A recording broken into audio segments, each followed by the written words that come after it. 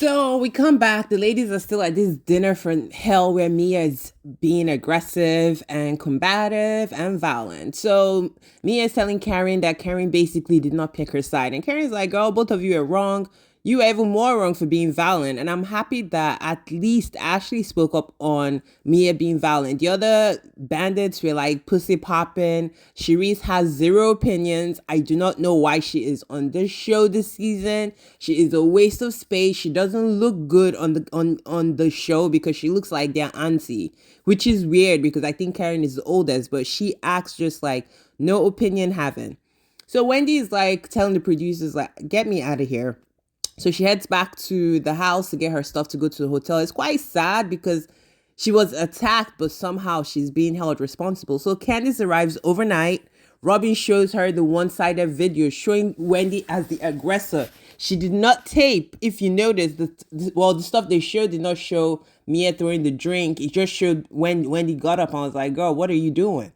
So I'm like, oh my God, these people can really produce a narrative. Like, this is scary. Thank God we saw the whole thing, because if you just saw Wendy like losing her mind, you'd have been like, wait, why is she going crazy? So the next day, everyone is acting like everything is okay. They're in the pool, having fun, taking shots. And Candice is like, this is not okay. And Candice gets emotional that this is like ridiculous.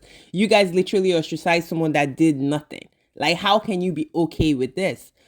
Robin is looking, talking about, why is she crying? Then in the confessional, they ask her about the whole event, and Robin is like, they were both wrong, but this and that, like pussy popping on Mia stuff. And the guy is like, so you're taking me aside? She's like, well, I don't like Wendy. Well, you should have said that shit from jump, because we know you don't like Wendy. You have no reason not to like Wendy, so I would like to know what your opinion of not liking her, because she's opinionated. You're fucking opinionated. That's why you don't like someone, but okay, we see you, girl. Robin is like a Karen, a pure white woman out here in the streets, camouflaging as black, worse than Rachel Dolezal because she's not even an ally. Like, girl, goodbye. Anyways, so the next day, like I said, Candice was tearful. They check on Wendy. Wendy seems okay. She said she cried all night, which I get because she literally had the whole table against her. I don't care how strong you are. That is demoralizing. That is very demoralizing. So Karen is like, it's my birthday, come to the beach party. But then she tells Mia, which I'm like, why is Karen even being this polite? And Mia is like freaking out, like, well, if you do that, I'm not going to come and blah, blah, blah. So Karen is like, you know what? Cool. Wendy, don't come to the beach party. We'll come hang out with you. Mia is so pissed at this. So they're leaving in the cars. One group is going to the beach party. The other group is going to hang out with Wendy because, I mean, Wendy is on the fucking trip. So she comes to the car. She's like telling Candice and Ashley, y'all need to find a place to stay when you come back. And they're looking at her like, bitch, this is a cash trip. What the fuck are you talking about?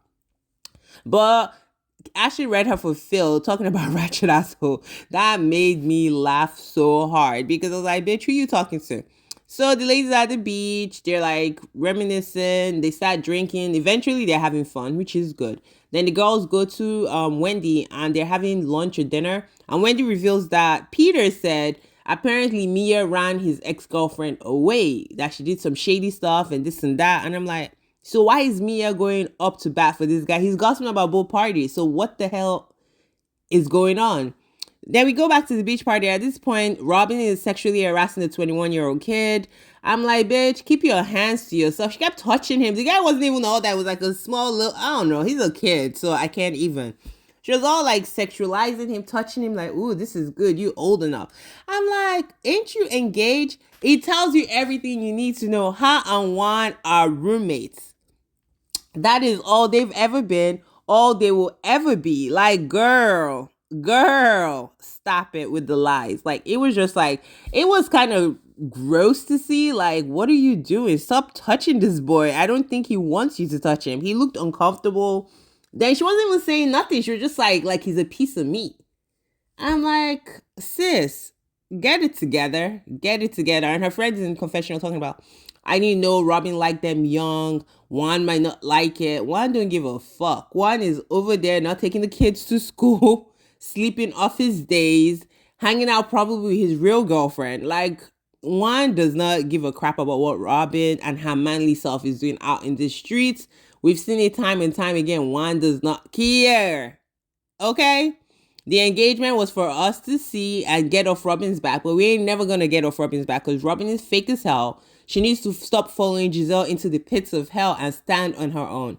Anyways, I'm gonna move on if I keep reading fucking Robin.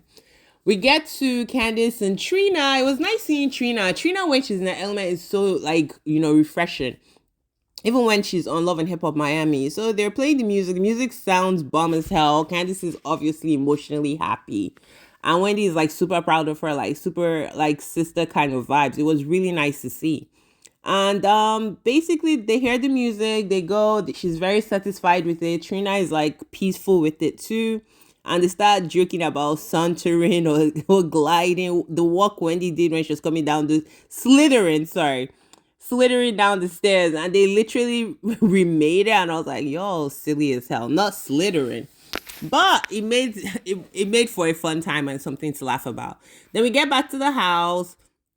I guess Giselle wants to know she got drunk and she had fun. We know you had fun and you got drunk. Kudos to you at your big age of 50 plus. Like, girl, do what you need to do.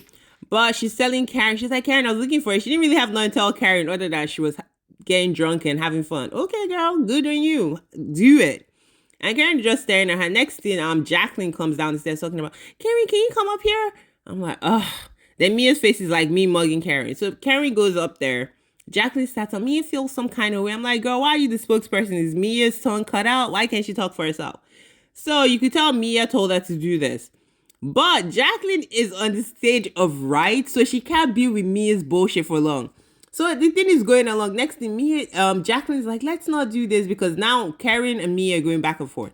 Mia's like, don't do what, Jacqueline? I would have your back. So now they're fucking arguing. And Karen is like, girl. But Karen told her about herself again, like, you're not going to make me do what I don't want to do. I'm going to stand in the truth. And if you don't like it, get the fuck out my kitchen. I'm a queen and you're not going to direct my ways. Like, what do you mean? Bow down to me. Tell me what is going on. Don't support Wendy. You were wrong. You hit Wendy. Like, that's why I know her apology online is fake. Like, this is 2 days later or a day later and you still don't feel bad for what you did. Bitch, goodbye. Y'all tell me what y'all think.